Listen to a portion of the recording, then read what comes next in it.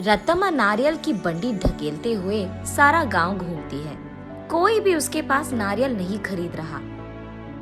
उस गांव के सारी गलियां ऐसे घूमती हैं कि उसके पैर भी थक गए। का बेटा, माँ भूख लग रहा है माँ, ऐसे पूछने पर उसे रोना आ जाता है और रत्तम्मा को पता नहीं चलता कि वो क्या करे। तब वो एक जगह उसकी बंडी रोककर एक नारियल काटकर, आज के लिए खाकर अपना पेट भर लो बेटा, कल अच्छा खाना खिलाऊंगी, ऐसे कहकर अपने बेटे को देखते हुए अपने जीवन को कोसती है। मगर वो दोष किसको मानेगी, रत्तम्मा को समझ में नहीं आता। एक समय में रत्तम्मा बाकी गांव वालों की तरह ही छोटे मोटे कूली का काम करती थी, लेकिन उसे लगता है कि उसे उसका मेहनत का फल नहीं मिल रहा। इसी दुख में वो दिन गुजारती थी। कुछ ही दिन पहले रत्तम्मा का पति पी पी कर मर गया।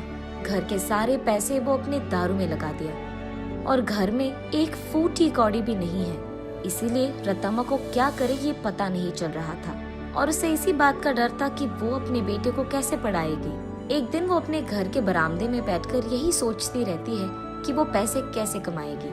तभी फैसला करती है कि वो एक छोटा सा व्यापार करेगी। इसी सोच में वो जब सर उठाकर ऊपर देखती है, उसके घर के ठीक सामने मौजूद एक नारियल का पेड़ उसे नजर आता है।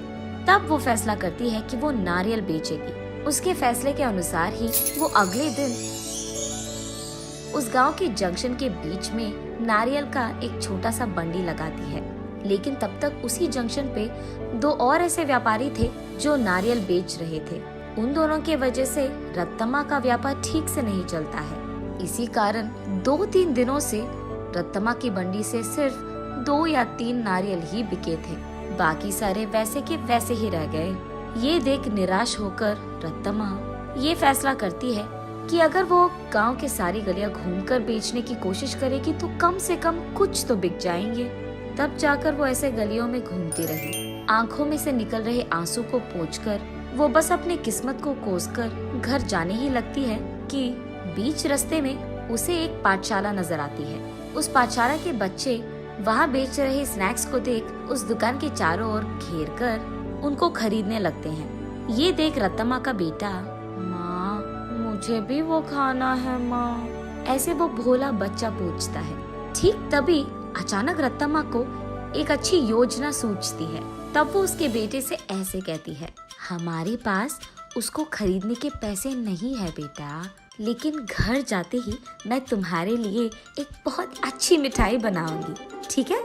चलो हम अभी घर चले जाएंगे। घर आते ही बचे नारियल में से कुछ ही को काटकर उनसे कुछ मिठाइयाँ बनाती है और उन मिठाइयों को अगले ही दिन उस पाठशाला के पास बेचने लगती है। उस दिन तक किसी ने भी नारियल से बनाए हुए मिठाई को वहाँ पे नहीं बेचा था।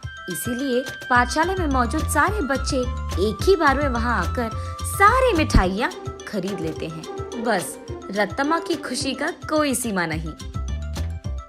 घर जाते ही वो नारियलों से दूसरी तरह की मिठाई बनकर अगले ही दिन वहाँ आकर उसे बेचती है। पिछले दिन की तरह ही बच्चे वहाँ आकर सारी मिठाइयों को खरीद लेते हैं। लेकिन कुछ बच्चे ऐसे पूछते हैं, आंटी कल जैसे मिठाई नहीं है क्या? कल लेके आऊंगा बेटा। ये कहकर घर पहुंचते ही अगले दिन के लिए नारियल से ही 2-3 प्रकार की मिठाइयाँ बनाती है। तीसरे दिन भी सारी मिठाइयाँ बिक जाती है।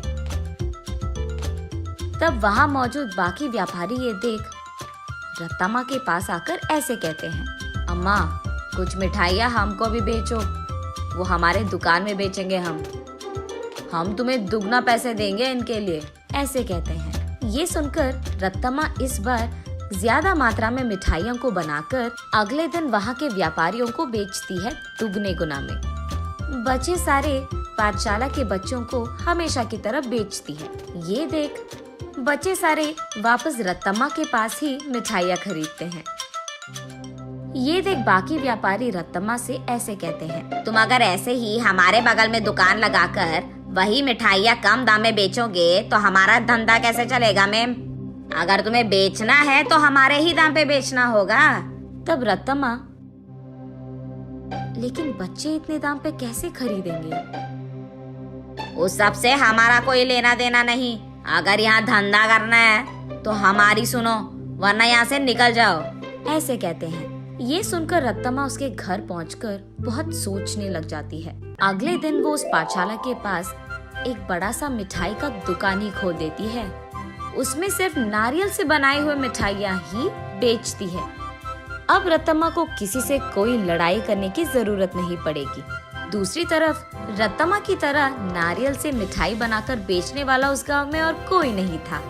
अब इस कारण रत्तम्मा के मिठाई का दुकान सिर्फ बच्चे ही नहीं बल्कि सारा गांव जाता था। कुछ ही दिनों में रत्तम्मा अमीर बन जाती है और उसी पाठशाला में वो अपने बेटे को पढ़ाती भी है।